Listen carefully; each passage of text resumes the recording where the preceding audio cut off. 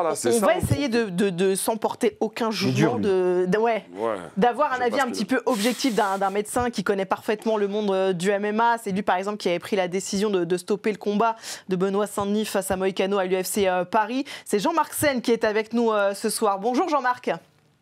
Bonjour à toutes et à tous. Bon, je pense que vous avez parfaitement entendu tous les débats qu'on a en plateau tout à l'heure. Avant d'orienter éventuellement une de vos réponses, qu'est-ce que vous en avez pensé de ces images-là ?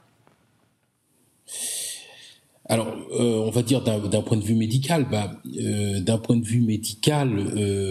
déroulement était normal, c'est-à-dire que lorsqu'il y a un eye poke comme ça, il est normal que le combat soit interrompu. Le médecin doit examiner le combattant pour essayer de savoir en fait s'il peut continuer à combattre ou pas. Alors effectivement, il y a des zones grises, hein, il y a des zones. C'était une des discussions que vous aviez juste avant. Il y a des zones grises. On va dire que on dit que le doute bénéficie à l'accusé. Ben là, le doute bénéficie évidemment au patient. En cas de doute, l'œil étant un organe particulièrement sensible, le médecin évidemment, s'il a des arguments pour être certain que tout va bien, ben, il va le dire. Mais s'il existe un doute et la douleur, l'expression de la douleur ou d'un défaut visuel ou du fait de voir trouble, de voir double, ça peut être des signes de pathologie évidemment, hein, de l'œil.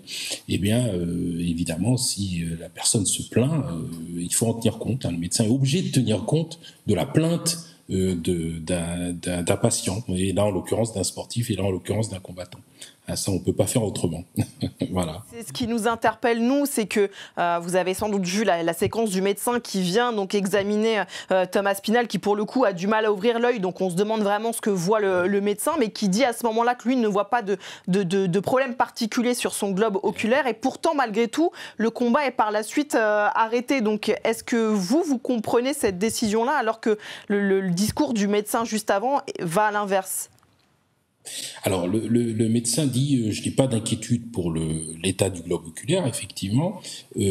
Thomas Spinal, lui, dit je ne vois pas et j'ai mal à l'œil. Hein. Objectivement, c'est ça. Alors, normalement, le médecin doit faire la synthèse de l'ensemble. C'est-à-dire là, j'ai envie de dire que l'examen est, bon, pardon pour le collègue, mais un tout petit peu rapide. Il faut bien sûr rechercher des signes. On va faire l'examen ensemble, est-ce qu'on voit double, est-ce qu'on voit mal, est-ce qu'on a des douleurs, ça ce sont des signes fonctionnels. Ensuite, il faut tenter d'aller examiner la superficie de l'œil, voir est-ce qu'il y a des signes d'effraction, une hémorragie à l'intérieur, et ça c'est vraiment le signe à aller chercher, hein. S'il y a du sang qui apparaît, là c'est un signe qui doit nous faire arrêter évidemment le combat. Et puis ensuite, on va mesurer ce qu'on appelle l'acuité visuelle, c'est-à-dire voir si la personne voit correctement. C'est pour ça que vous voyez ces fameux signes de est-ce que vous voyez un doigt, deux doigts, trois doigts, etc. Ça, ce sont des choses. Et en plus de ça, on va étudier ce qu'on appelle la mobilité. On va voir si l'œil bouge correctement. Et puis enfin, le fameux réflexe avec cette lumière-là, classique maintenant que tout le monde connaît. Voilà les phases d'examen complet de l'œil qu'on peut faire sur place, mais effectivement, en tout cas, les signes fonctionnels font partie de cela. Alors, bon, on ne pourra jamais dire là précisément qu'est-ce qu'a l'œil. En revanche, on peut avoir des déductions a posteriori. Les déductions a posteriori, c'est la présence d'un diagnostic ou pas. Je crois que c'était dit jusqu'à présent. C'est-à-dire que généralement, quand il existe une anomalie, très rapidement, c'est présent évidemment sur les réseaux. Donc, si, là je ne préjuge de rien, mais enfin si on imagine que Thomas Spinal n'a pas apporté de diagnostic disant qu'il existe une lésion importante, a priori c'est qu'il n'en existe pas. Bon, j'imagine. Et puis deuxième argument indirect qu'on peut avoir, c'est la notion de suspension. Et une suspension d'une lésion grave de l'œil ou significative de l'œil doit dépasser 3 mois. Donc, s'il existe un combat qui est reprogrammé dans les 3 mois, c'est qu'a priori, il n'y a pas eu de suspension médicale et donc il n'y a pas eu de lésion grave de l'œil. Donc, vous voyez qu'on peut avoir un raisonnement indirect qui est l'absence de de diagnostic exposé d'une part, et deuxièmement, éventuellement l'absence de suspension prolongée, qui signe indirectement qu'il n'existe pas de lésion grave de l'œil. Voilà, ça sont des raisonnements indirects parce que évidemment. C'est aussi très important. C'est très important aussi de le dire. C'est pas une interprétation finalement, c'est juste un résultat logique d'événements. Sacha. Non, bon, les deux questions, je vais faire vite. Est-ce que les paupières fermées, ça peut engendrer plus ou moins de douleur? Et surtout, c'est ce que j'ai cru comprendre dans ton discours. Est-ce que c'est possible aussi qu'on ne voit rien finalement en tant que médecin, mais qu'il ait quand même hyper mal et qu'il ait des dégâts? C'est juste que ce ne soit pas perceptible même après un examen et que c'était sur l'instant et que, je sais pas, 1 heure après, c'est terminé. Alors, deux bonnes questions. Premièrement, effectivement, paupières fermées, c'est pas tout à fait les mêmes lésions, parce que quand on a les paupières ouvertes, en fait, c'est l'effraction cornéenne, c'est-à-dire le fait d'aller griffer la cornée qu'on va aller chercher. Et ça fait très mal. Ça fait très mal, ça peut donner des lésions troubles ou autres. Si on a les yeux fermés, si on a la paupière fermée, on va plutôt avoir des lésions de compression de l'œil. Compression de l'œil, c'est-à-dire que là, on peut imaginer, il y a au milieu de l'œil le vitret, il y a la rétine qui est en arrière, on peut imaginer là qu'on ait des lésions à ce niveau-là. Mais dans ces cas-là, ce sont des lésions qui vont être visibles à l'examen, justement, qu'il va avoir après, à l'hôpital.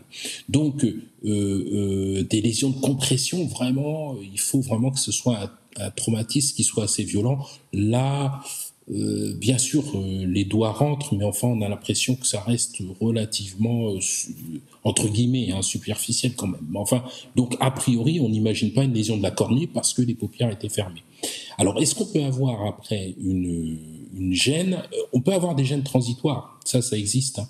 C'est-à-dire une gêne qui dure, alors généralement très peu de temps, 1, 2, 3 minutes, mais enfin, on peut imaginer que la gêne dure un tout petit peu plus longtemps. Bon, ça, c'est très, très subjectif. Voilà, ça peut être variable. Et puis, troisième chose, c'est qu'il faut rajouter, à toute gêne fonctionnelle, il y a la dimension psychologique.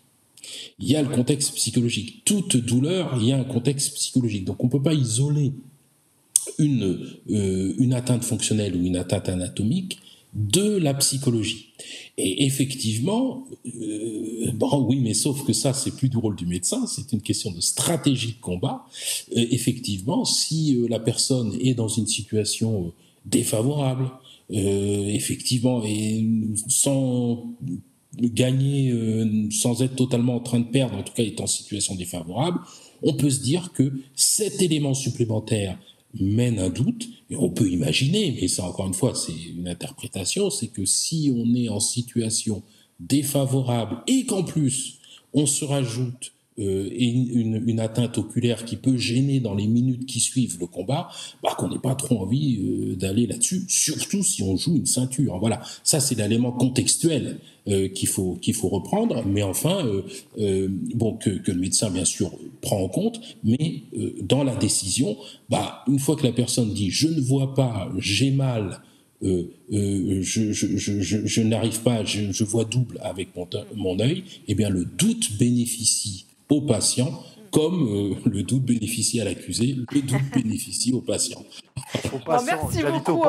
Merci beaucoup Jean-Marc, parce que c'était très clair et vous avez vraiment touché les points qu'on avait mis jusque-là en exergue. Gianito est très content parce que sa théorie est validée. Pense au patient, Gianito, on t'a dit, pense au patient.